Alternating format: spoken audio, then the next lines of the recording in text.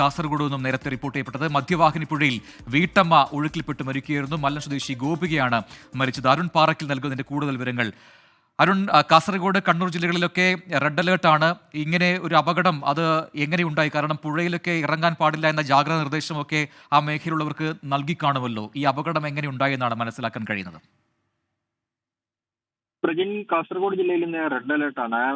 ശക്തമായ മഴ പല ഭാഗങ്ങളിലും പെയ്യുന്നുണ്ട്. പ്രത്യേകിച്ച് ഈ മലയോര മേഖലകളിലൊക്കെ ശക്തമായ മഴ പെയ്യുന്നുണ്ട്. മധുവാഹിനി പുഴയിലാണ് ഇന്ന് രാവിലെ ഈ അപകടം ഉണ്ടാവുന്നത്. മല്ലം ക്ഷേത്രത്തിന് സമീപത്തെ ഗോപികയാണ് മധുവാഹിനി പുഴയിൽ ഒഴുക്കിൽപ്പെട്ട് മരിച്ചത്. തുണി അലക്കുന്നതിന് വേണ്ടി പോയതായിരുന്നു. രാവിലെ 10 മണിയോടെ വീടിന് 20 മീറ്റർ മാത്രം അകലത്തിലുള്ള പുഴയിലേക്കാണ് പോയത്. തുടർന്ന് ഏറെ നേരം കഴിഞ്ഞിട്ട് തിരിച്ചു വരാത്തതിനെ തുടർന്ന് ഇപ്പോഴാണ് കാണാതായ വിവരം പറഞ്ഞത്. തുടർന്ന് നടത്തിയ തെരച്ചിലാണ് 1 കിലോമീറ്റർ അകലെ ഈ ഗോപികയുടെ മൃതദേഹം കണ്ടെത്തിയത്.